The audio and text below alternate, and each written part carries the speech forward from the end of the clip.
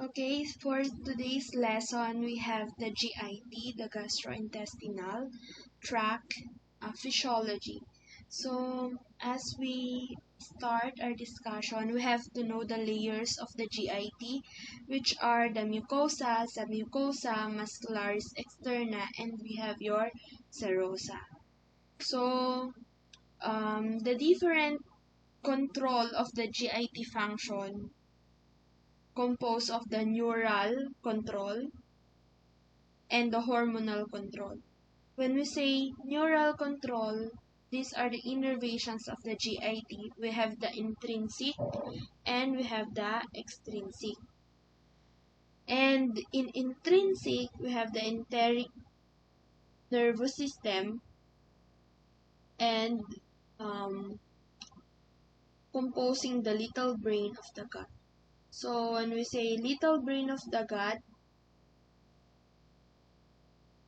lagi natin iisipin that it is the enteric nervous system. So, kapag extrinsic naman na neural control, we have the autonomic nervous system. Okay? Intrinsic, enteric nervous system. Extrinsic, autonomic nervous system. Okay, so we will learn also the different GI reflexes and the physiological implications, as well as the GIT blood flow and importance of this hepatic circulation.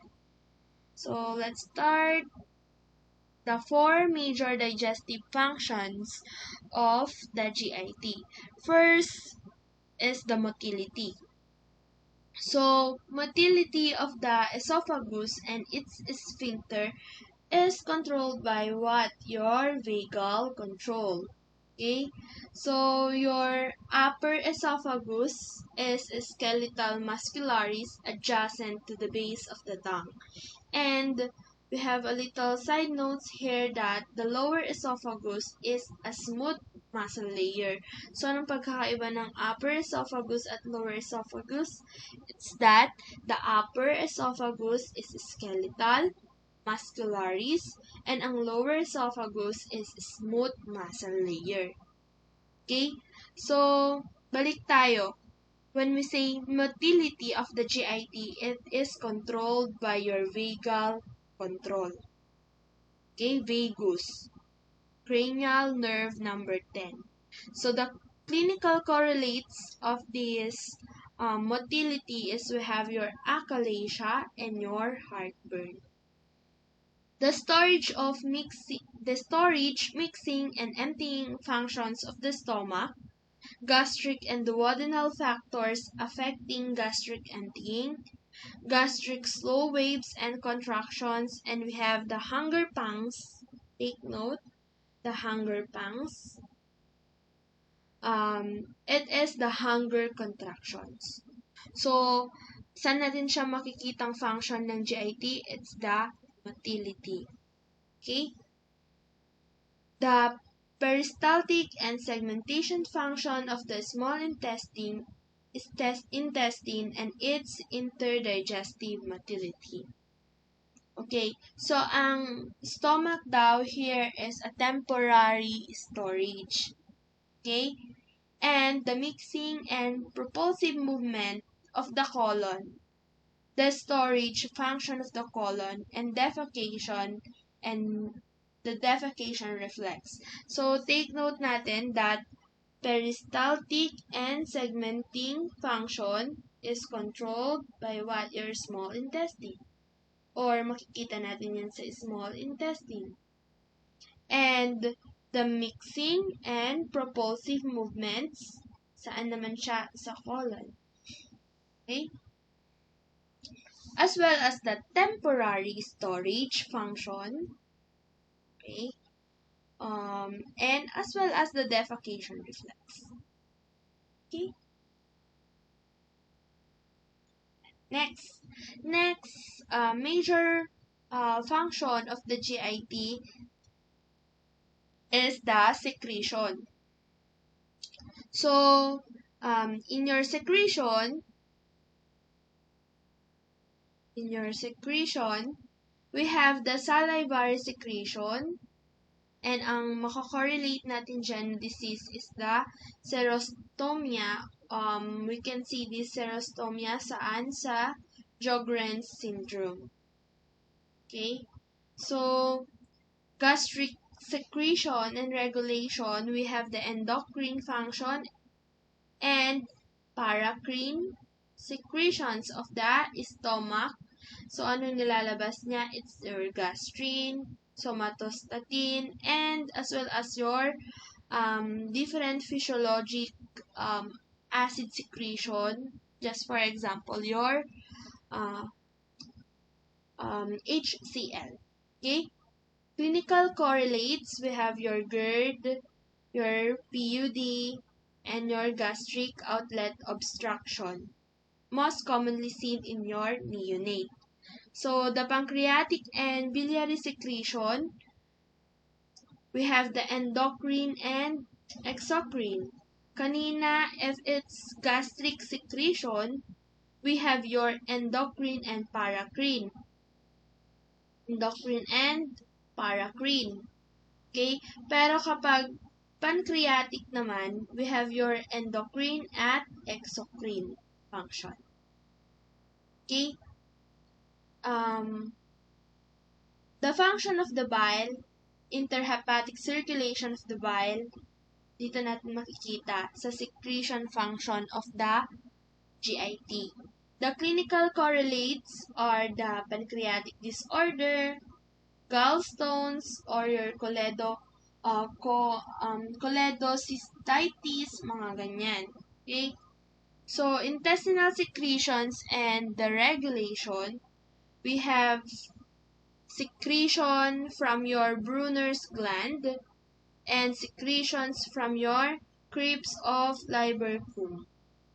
Okay? So, intestinal secretions, take note, Brunner's gland, and crypts of Lieberkühn. Okay? So, vomiting means by upper GIT gets rid of its content. So, most commonly na-associated ng GIT, meron siyang vomiting is because of your gastroenteritis. Sometimes, makikita din natin siya sa celiac disease. Okay, next. So, we're done with the two major digestive function of the GIT. Two more to go. So, review lang, motility, at saka secretion. Ngayon naman, the digestive function of the GIT itself. So, when we say digestive function of the GIT, this pertains to your digestion of your proteins, carbohydrates, fats, okay, in the mouth, stomach, and small intestine. So, the clinical correlations of this is the lactose intolerance. Okay? So, ang next naman natin is the absorptive function of the GIT and its disorder. So, there's no absorption in the stomach. Take note, no absorption in the stomach, but absorption in the small intestine is present. Though wala siyang absorption sa stomach, we have the secretion of your hydrochloric acid. Okay? And dito din nangyayari ang mixing of food and the acid. So, pwede magkaroon tayo ng chyme. Okay? So, the absorption of the small intestine, the mechanism of carbohydrates absorption, protein absorption, and mechanism of fat absorption are seen mostly sa small intestine ninyo. Okay? So, ang mechanism of carbohydrates absorption, ano nga ba yung mga enzymes, okay, na tumutulong sa carbohydrate absorption or digestion? We have your pancreatic amylase. Okay? Take note. So, absorption in the large intestine, Mostly, kapag large intestine kasi yan, it's all about the absorption of water. Pero kapag small intestine yan, that's the absorption of your nutrients. Okay? Bacterial action in the colon. Okay? Makikita din natin dito sa absorptive function of the GIT. And the clinical correlates is the disorder of the absorption like sprue, commonly seen in celiac disease, and your steatorrhea, your bubbling fecal. Okay? Constipation, colonic diverticulosis, it's the telescopy, okay, and the diverticulitis. So we will tackle more about these diseases later on. Okay? Next. So let's just see these side notes here. So acid must not be mixed with your chyme. Okay, I don't know why did I put that one. Pero sige. Bicarb are produced in the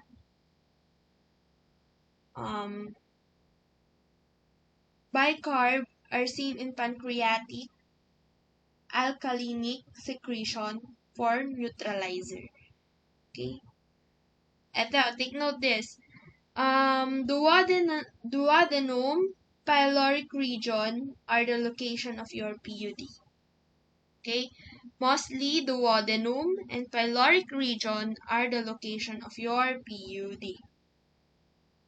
So review. What are the four major functions of the GIT? We have your motility, we have your secretion, we have your digestion, and also your absorption. Okay. Okay, let's go on to the introduction of your GI physiology. The goal of the GIT is provide the body with a continual supply of soluble nutrients, water, and electrolytes. To achieve this goal, it requires motility like your peristalsis and the mixing, secretion of the digestive juices, and the digestion of the food itself, as well as the absorption of the digestive end product, water, and various electrolytes. As well, the circulation of the blood through the GI organs to carry away the absorbed substances. And lastly, control of these functions by the nervous and hormonal means. So we have kanina the intrinsic and the extrinsic. So when we say intrinsic, it is controlled by your enteric nervous system, which are the little brain gut, okay, little brain gut, and as well as the extrinsic, which is controlled by your autonomic nervous system. Okay. Next, the physiologic anatomy of the GIT. So the alimentary canal of or the GIT digests food and absorbs the digestive end product. The major GIT organs or alimentary canal are the mouth. It starts in the mouth. Then we go on to the pharynx, esophagus, going to the stomach, small intestine, and large intestine. Okay. The accessory digestive organs, we have the teeth, tongue, salivary glands, gallbladder, liver, and pancreas. Okay? The digestion does not take place within these organs, but each contributes to something that the digestive process can do. Okay? So, here's the illustration from the mouth. Ayan, nandito din yung mga accessory organs natin. Okay. Parotid gland, sublingual gland, submandibular gland, okay? Lahat yan going to the pharynx, to the esophagus, to the stomach, yan, and so on and so forth. Hanggang makalating na siya ng anus. Okay? Yan. at ma-defecate na siya. Okay? So, this is illustration from food to feces. So, from oral cavity hanggang sa may rectum. Okay? So, we have the oral cavity, the chewing process, the secretion of the saliva, okay, by your sublingual, submandibular, and even your parotid gland. The esophagus, the pathway for your food through your thorax to the abdomen, consists of skeletal muscle on the top, turns smooth muscle 2/3, okay, the way down. Okay? So, yung kanina diniscuss natin, kapag upper pa lang yan, it's more on skeletal, okay, muscles. Pero kapag bababa na siya, lower esophagus, it composed with your smooth muscle. Okay, so your stomach consists of 3 segments. We have your fundus, the body, and the antrum. Continuous digestion by mixing food with the acid and the enzyme to create your chyme. So we have the mixing of the food and the acid. What will we create? The chyme. Okay? Yan. Small intestine. The opening between the stomach and the small intestine is what we call the pyloric valve. Anong ginagawa nito? It regulates the rate of the chyme entry. Kasi hindi po pwedeng acidic siya. Okay? Sobrang acidic siya kapag pupunta na siya sa intestine. Because we know that the intestine more on alkalinic rather than your acidic. Okay? So, kailan lang siya acidic? It's in your stomach. Okay, so your pyloric valve will regulate the rate of the chyme entry. Okay, and consists of 3 segments as well: the duodenum, the jejunum, and the ileum. Take note, DJ. Okay, that's the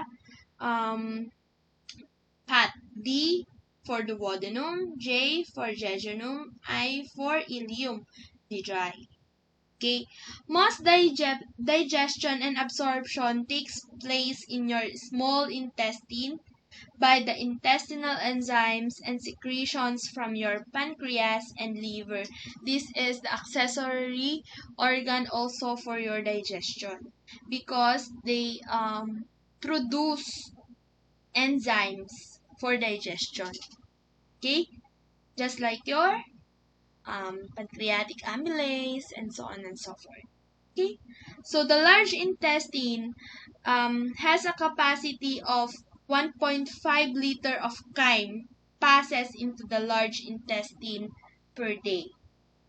Okay, the colon, proximal secretion of the large intestine, where water chyme is converted into feces.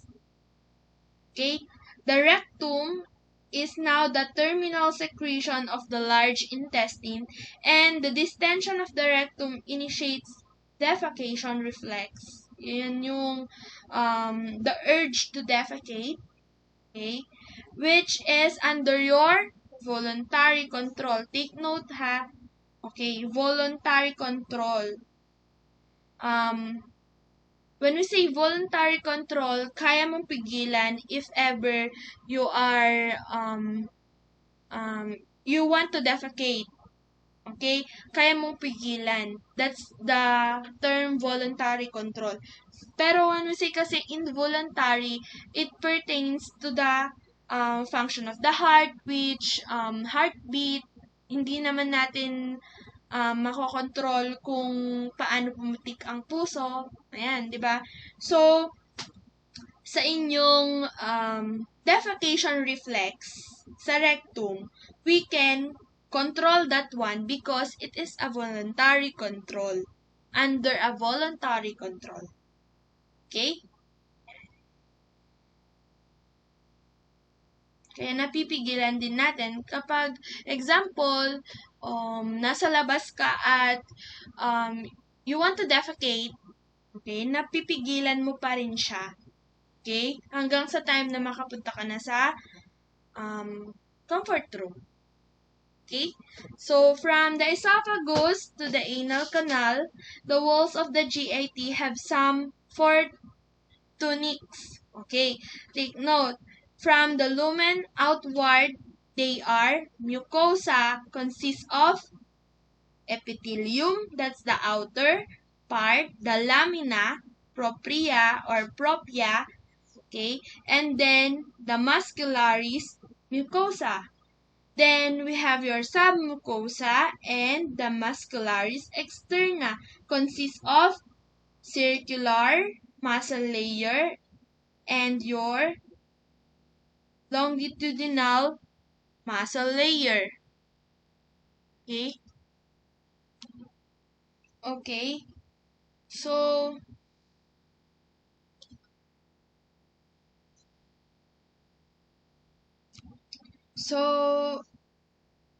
we have also your serosa or your fibrosa. Okay? So that's the four tunics, the mucosa, submucosa, muscularis externa, and the serosa or fibrosa. Okay? Each tunic has predominant tissue type and specific digestive function. Okay? So this is the mucosa composing your epithelium. This is your epithelium. Yan. And the lamina propria here. And the muscularis mucosa. Okay. Then the submucosa. The muscularis externa, we have two different muscle here, the longitudinal and the circular. Okay, so this is the circular one and this is the longitudinal. Okay, then your serosa, and then syempre dun sa loob we have the lumen. This is a duct. Okay, a gland. Okay, the nerve, artery, veins, okay, and intrinsic nerve plexus, we have the myenteric nerve plexus and submucosal nerve plexus. Okay. Next, we have the mucosa.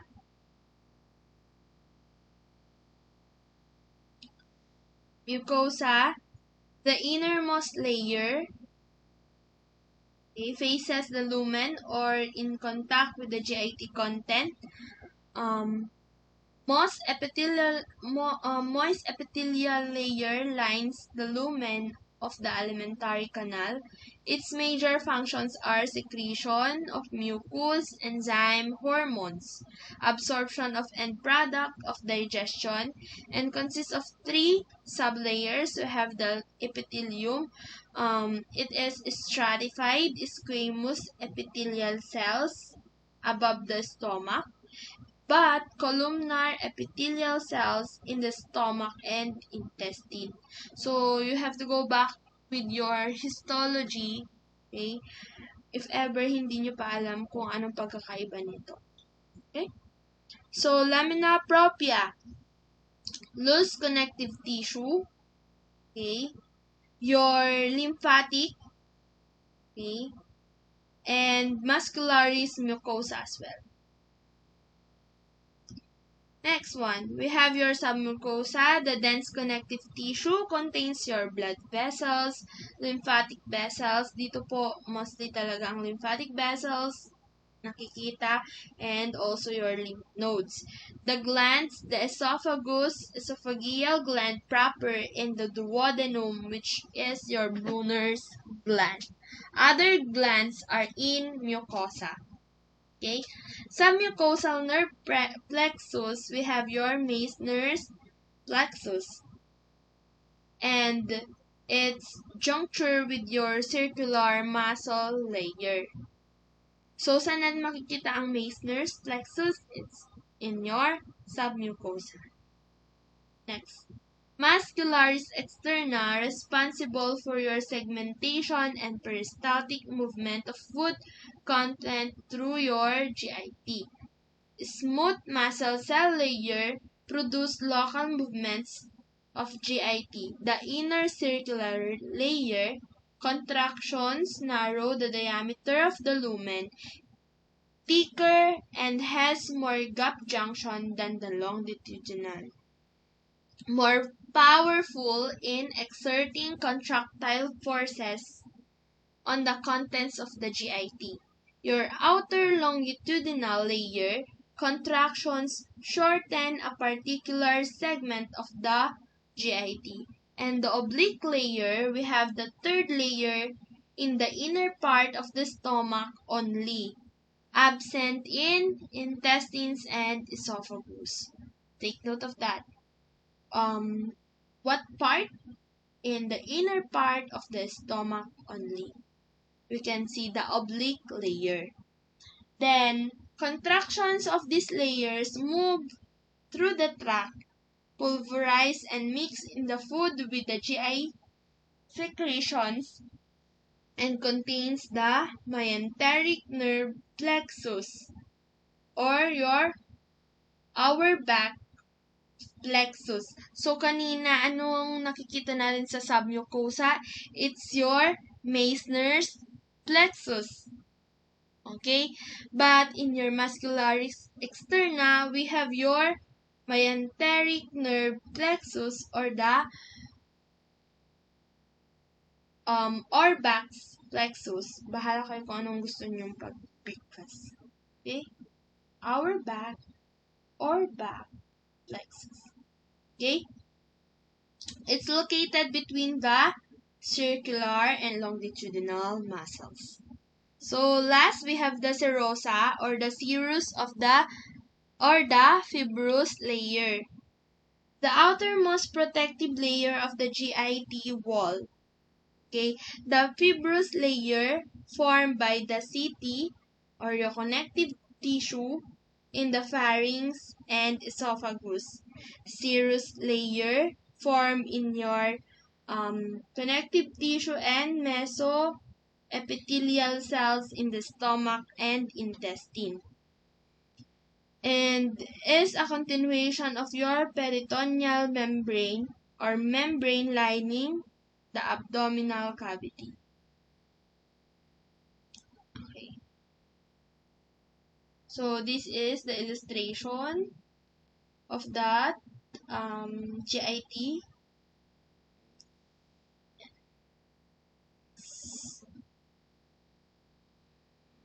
Natin yun. The abdominal cavity.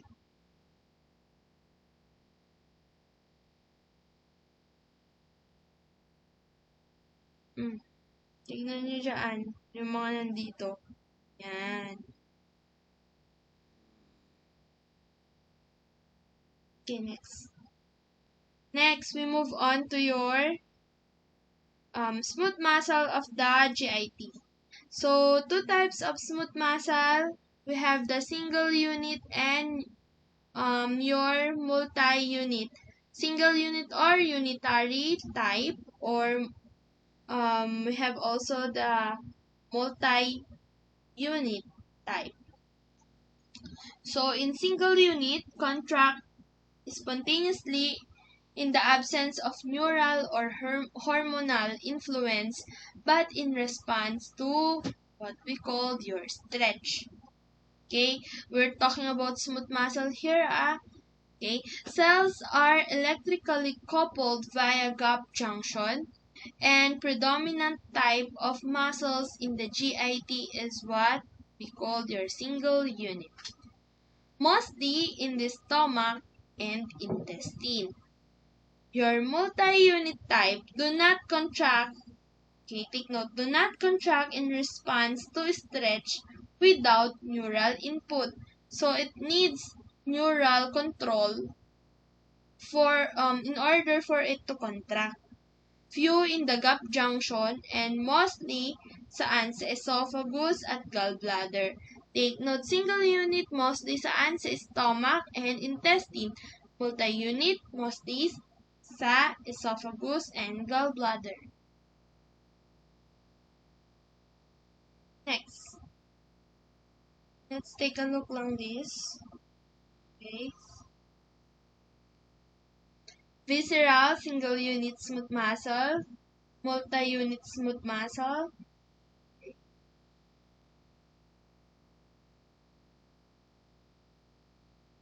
The characteristic of smooth muscle in the gut. GI smooth muscles function as syncytium. Okay? Yan. GI smooth muscles function as a syncytium. Each bundle of smooth muscle fibers is partly separated from the next gap junction. When an action potential is elicited anywhere within the muscle mass, it is generally travels in all directions in the smooth muscle. Okay, the distance and direction of spread of the AP are controlled by your ENS. A failure of ENS control can lead to your disorder of motility. Example is spasm associated with cramping abdominal pain.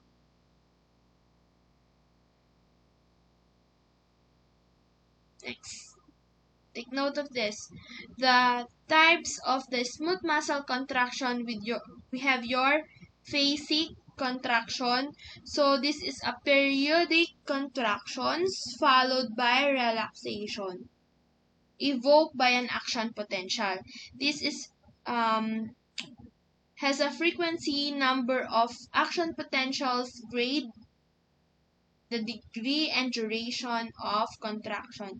Triggered action potential increases strength of contraction and dominant in your esophagus, gastric antrum, and your intestine. We have also the tonic contractions, maintained contraction without relaxation for prolonged periods of time. In sphincters,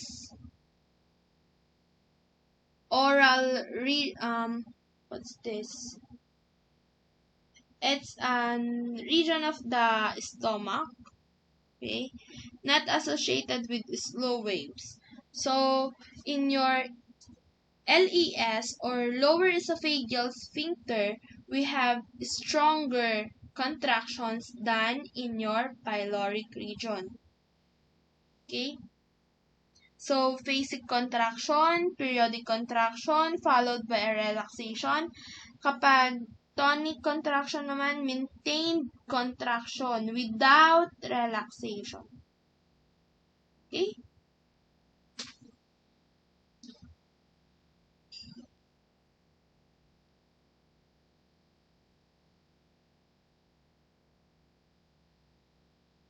So this is it. Your phasic contraction, antrum, tonic contractions, or rad region.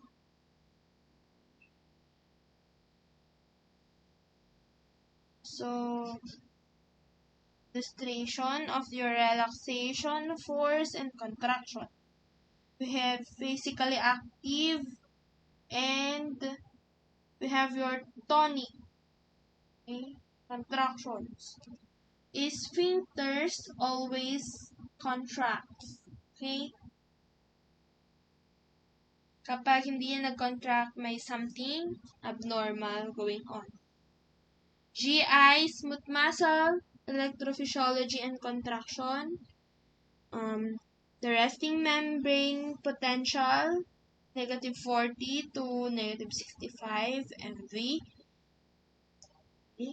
Slow waves, pacemaker activity, ionic events during slow waves, your sodium and calcium currents, modulation of your enteric neurons, action potential, spike potential, when slow waves reach electrical threshold or your firing potential, then your burst of your action potentials.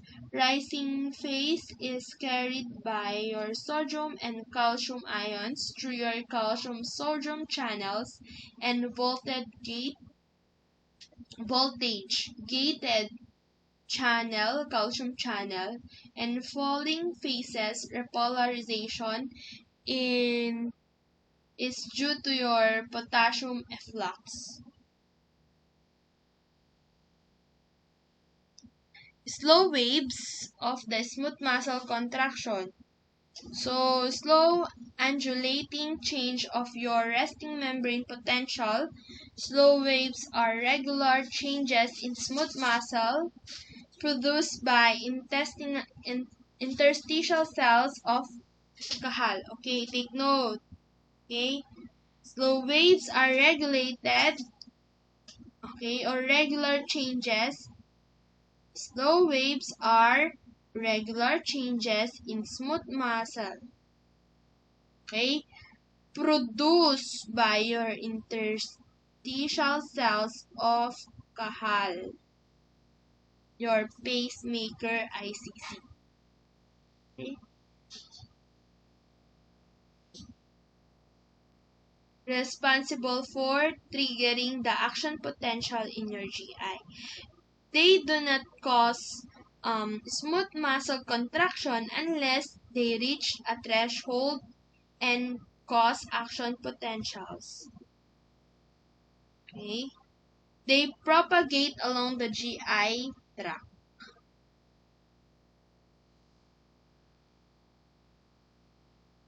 Okay. So the structure, the interstitial cells of Cajal, it is where production of slow waves, okay, are seen, and we have also the conduction of slow waves to the smooth muscles. So your smooth muscles, we have depolarization and opening of the calcium channels, production of your action potential, and neural input of your ICC, okay, and smooth muscles, we have the autonomic axons. Okay. Next. Slow waves occur at different frequencies. Stomach, 3 waves per minute. Small intestine, duodenum, 12 to 18 per minute. The ileum and colon, 6 to 10 per minute. Okay? Stomach 3, small intestine 12 to 18, ileum and colon 6 to 10. Okay? May or may not be accompanied by your action potential. Okay, tandaan nyo to. 3, 12 to 18, tapos 6 to 10. 3, 4, 5, 6, 7, 8, 9. Okay, hanggang 10 naman kasi. Factors that depolarize excitability. Okay, when we say depolarize excitability, the membrane. First is the stretching. Okay, next one is your acetylcholine. Take note, importante to. Okay, parasympathetic stimulation and hormonal stimulation. Factors that hyperpolarize, okay, the membrane is the norepi and sympathetic stimulation. So in the polarization, it increases the excitability of that membrane. Pero the hyperpolarized naman kasi, it decreases the excitability. So, norepi, epinephrine, or your catecholamines, and your sympathetic stimulation. Next, we have the control of the GIT functions, the neural, and the hormonal. So, let's dig in deeper to the neural control of the GI functions. So, your neural controls the contraction, secretion, absorption, and blood flow inside the walls of the GIT. The GIT has two types of nerve supply. We have the enteric and intrinsic. Yung napag-aralan na natin kanina to. And as well the extrinsic or the ANS. So little brain of the gut, it's your enteric, okay? Intrinsic nervous system. Extrinsic, we have your autonomic nervous system. So let's discuss the enteric nervous system, the little brain in the gut. Semi-autonomous nervous system, okay, controlled by your vagus in the wall of your GIT. Lies entirely in the wall of the gut, in the esophagus to the anus. Major network of ganglia and interconnecting neurons about um,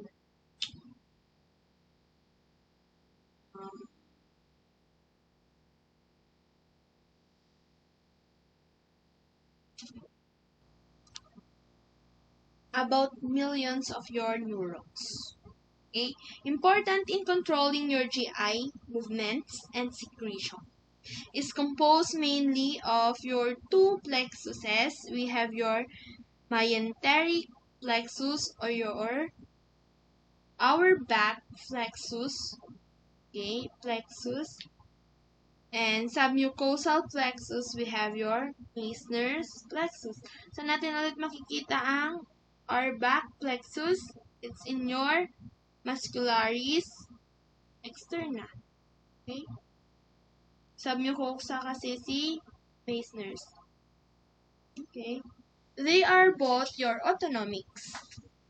Okay?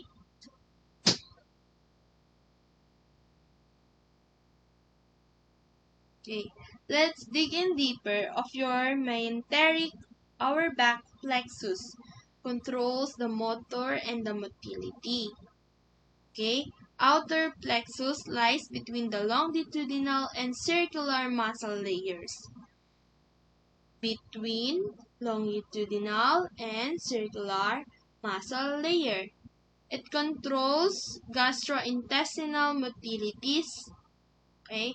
So if there is an increase of your myenteric, our back plexus activity, there is also increase in the motility function of your GIT. So the submucosa or the Meissner's plexus controls your secretions or secretory. Okay, it's the inner plexus. Outer kanina si myenteric lies between the longitudinal and the circular muscle layer.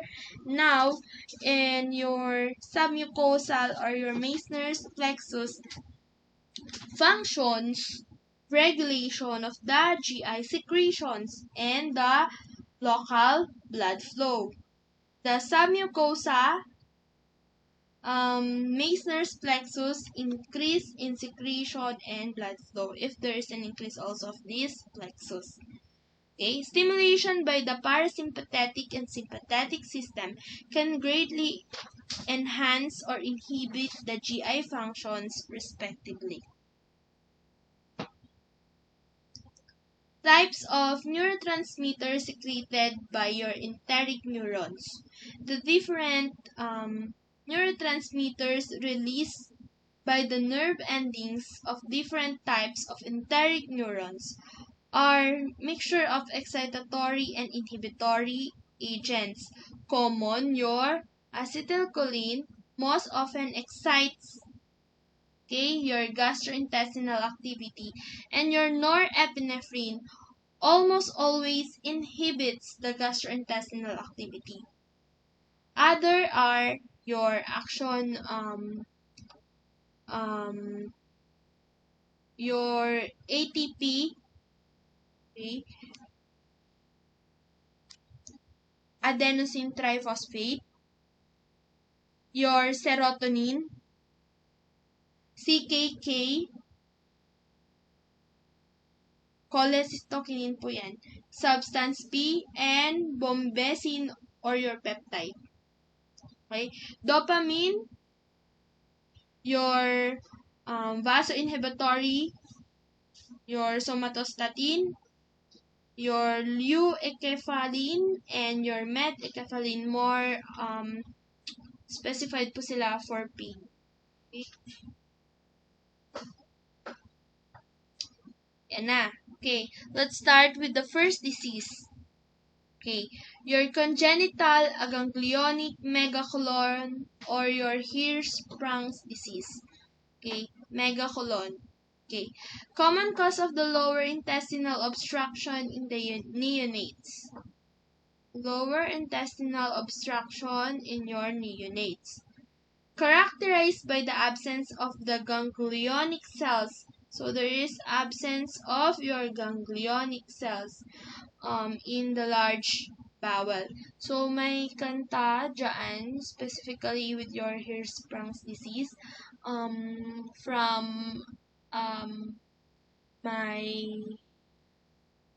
undergrad, okay, review center.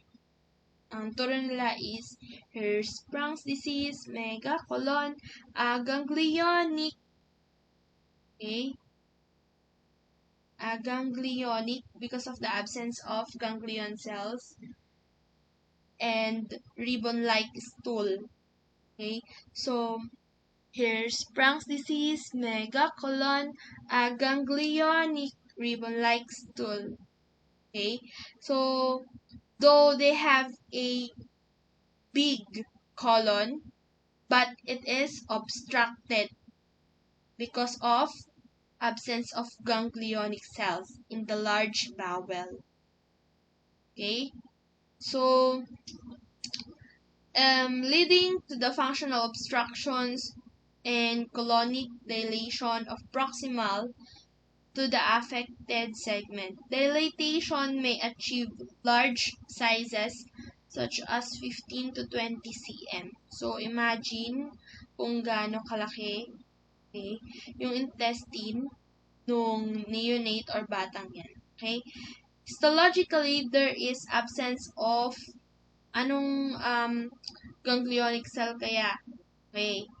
Your absence of your plexus. Both our back plexus and your Meissner's plexus. Okay? Usually manifest in the immediate neonate period by failure to pass meconium. Okay, take note, failure to pass the meconium followed by the obstructive constipation.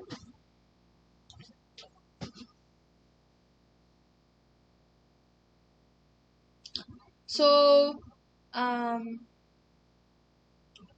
we have normal anal tone and followed by the explosive discharge of foul-smelling feces and gas. Okay. Next one, we have your autonomic control of the GIT. So, we're done with the enteric control. Let's go to your autonomic control. We have your, kapag lagi nyong isipin, if ever na maka-encounter kayo ng autonomic control, laging isipin dyan, it's either parasympathetic yan or sympathetic. Okay?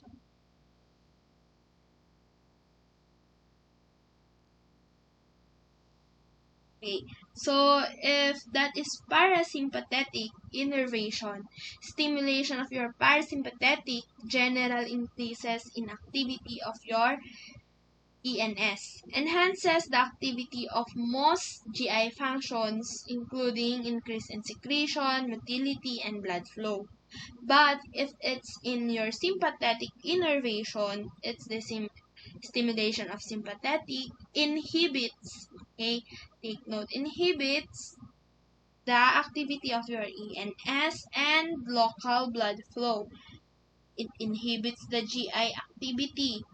So, magkakaroon ka ng decrease in secretion, motility, and blood flow. Okay? Parasympathetic, increase ang salivation, increase ang peristalsis, mga ganyan. Okay. Next. Afferent sensory nerve fibers from the gut. Many afferent sensory nerve fibers arises from the gut, transmit sensory impulses. These sensory nerves can be stimulated by your irritation of the gut mucosa, excessive distension of the gut, or the presence of a specific chemical substance in the gut. Signals transmitted through the fibers can then cause excitation or inhibition of the GIT movements or secretion. So, there's the illustration of your sympathetic and parasympathetic. Mostly or mainly in sympathetic, mainly in the postganglionic, and parasympathetic is the preganglionic.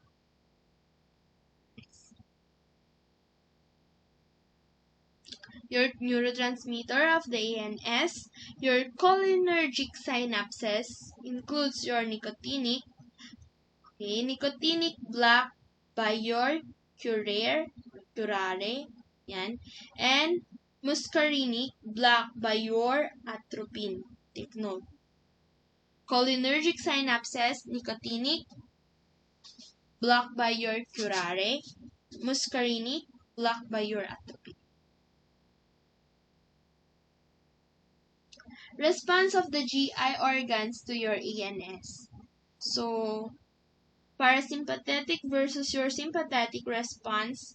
Salivary secretion. So, lagi nating tatandaan, profuse ang watery secretion ng parasympathetic. Ang sympathetic naman, it's thick and viscid secretion. Okay? GIT increases. Sphincter tone, relaxation, GIT, secretion stimulation, gallbladder and ducts, contraction, liver, wala pong nangyayari through parasympathetic, and pancreas, the acini and islets, increase secretion of pancreatic juices, and increase insulin and glucagon secretion. So, kabaliktaran lang yan ng parasympathetic kapag nasa sympathetic ka na. Okay? Ang liver sa may sympathetic is glycogenolysis.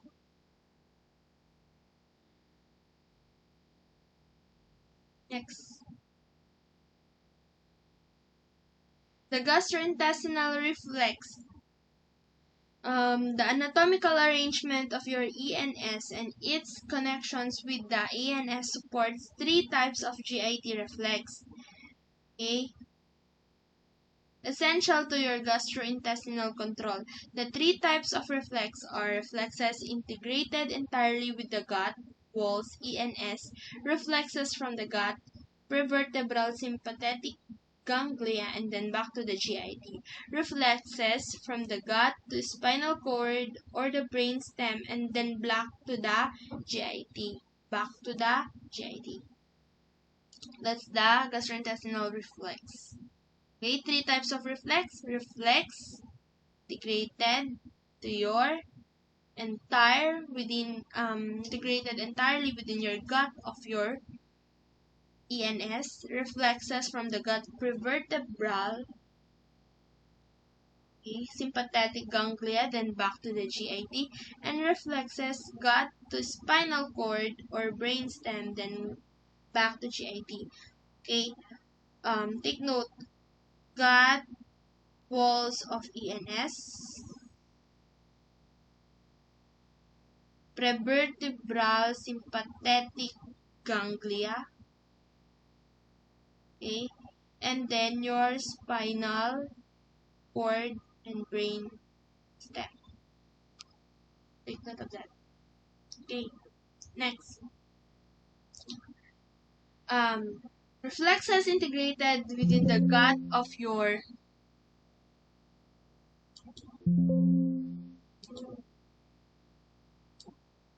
Okay, sorry for that. Okay, let's continue. The reflexes integrated entirely within the gut wall of enteric nervous system, stimulated by food secretion, motor activity. So the reflexes that control such GI secretion, peristalsis, mixing of contraction, and local inhibitory reflexes. Okay? If in your prevertebral sympathetic ganglia, we have the lateral and meniscal pathway, transmitted signals long distance from one to the other areas of the GIT, signals from the stomach to cause evacuation of the colon, that is gastrocolic reflex. Okay, so from the esophagus to your stomach, then signals from the colon of the small intestine to inhibit stomach motility and stomach secretion, that's enterogastric reflex. Stomach to your small intestine. Okay. Then the reflexes from the colon to inhibit emptying of your ileal contents into the colon. So your colono-ileal reflex. Colon to your ileal. Okay, nasa words na. Nasa salita na. Gastrocolic, esophagus to stomach. Tapos, ang enterogastric reflex, stomach to your small intestine. Then, colono-ileal reflex, colon to ileal. Okay? That's the levels. Next one. Reflexes from the gut of the spinal cord or the brainstem and then back to the GIT. Includes the reflexes from the stomach and duodenum to the brainstem and back to the stomach by the way of vagus nerve. Okay? Control gastric motor and secretory activity. Okay? Defecation reflex travel from the colon and rectum to spinal cord, then back again to produce the powerful colonic and rectal contractions to have a defecation in your sacral, okay, part. Okay.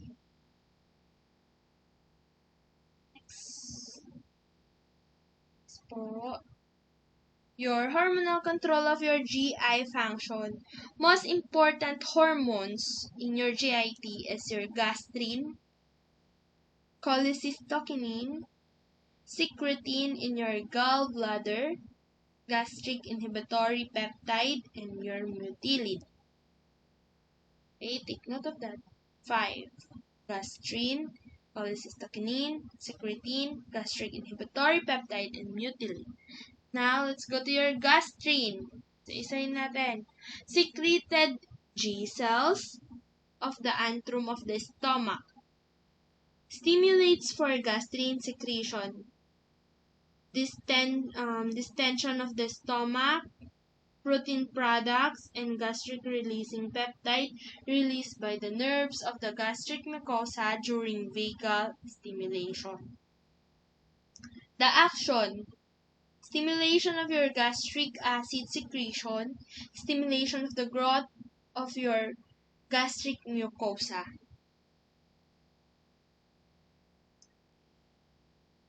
Next one, we have your cholecystokinin, secreted eye cells, okay, in the duodenum and jejunum. Stimulates fatty acids. Take note of this. Fatty acids, monoglycerides, proteins in the small intestine. Okay. The action: gallbladder contraction increases the enzyme-rich pancreatic secretion and moderate inhibition of the stomach contractility. Secretin S cells of the duodenum and jejunum, stimulates acidic chyme. Action increases alkaline pancreatic juice secretion. Okay? Yan. This is the summary.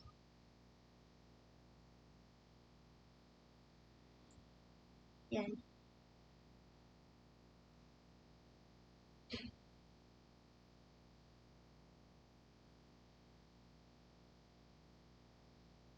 Your mutilin para is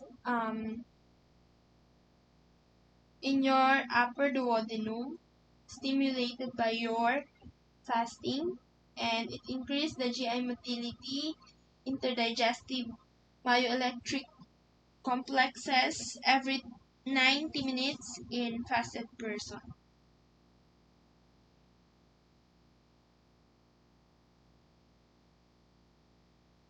Next one. Blood flow. Gastrointestinal blood flow. Major blood flow coming from your abdominal aorta. Okay? So the blood vessels of the GIT are part of more extensive system called your splanchnic circulation. Okay? It includes the blood flow to the gut itself and blood flows through the spleen, pancreas, and liver.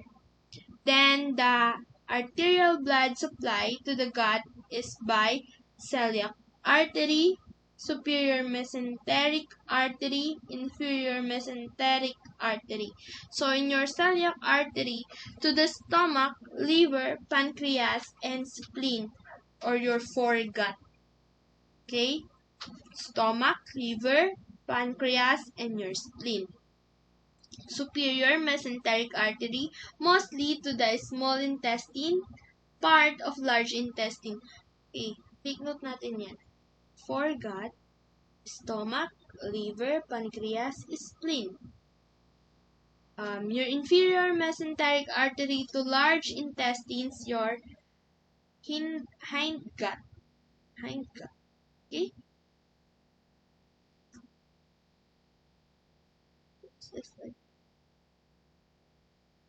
From abdominal aorta, okay, to your foregut, which includes your stomach, liver, pancreas, pancreas dyan, ayan, pancreas, and your liver, spleen, yung spleen niya. Basta,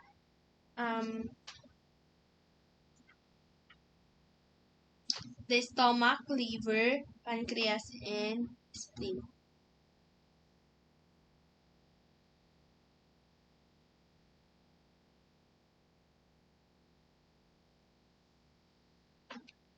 Ito ata ang stomach. Okay. Next. Midgut pala ito. Your small intestine and part of the large intestine. Your hindgut naman is the large intestine itself.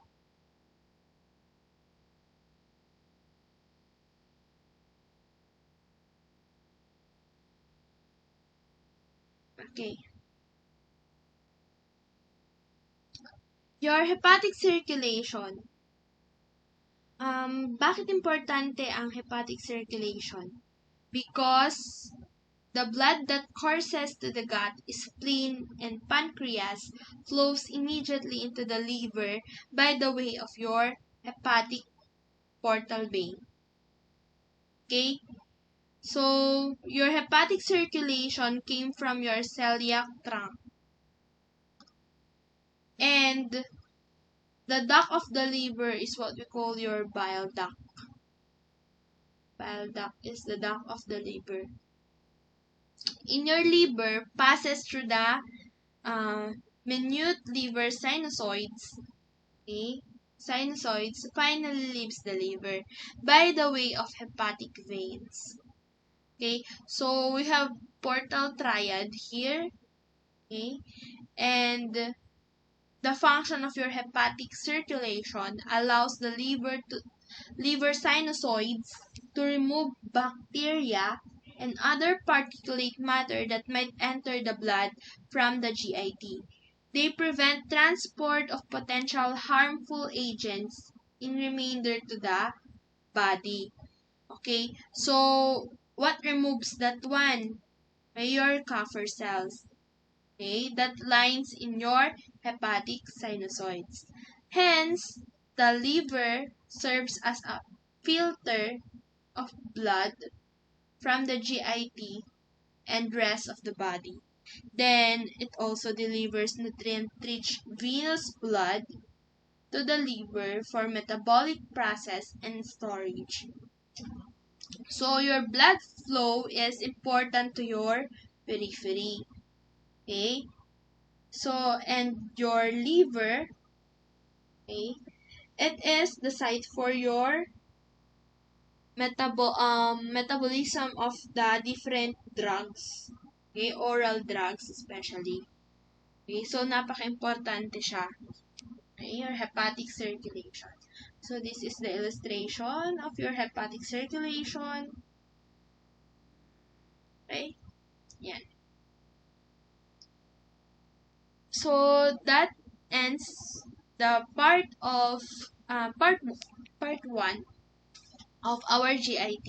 So we will discuss further more about this topic in the next videos. So thank you for the sources or references, especially the Guyton book and um, kung sino man po ang may-ari ng PowerPoint presentation na ito, na inadapt ko. Okay, this is not my presentation, but this is a lecture presentation of one of my professor in medical school. So, thank you for this PowerPoint. Thank you po.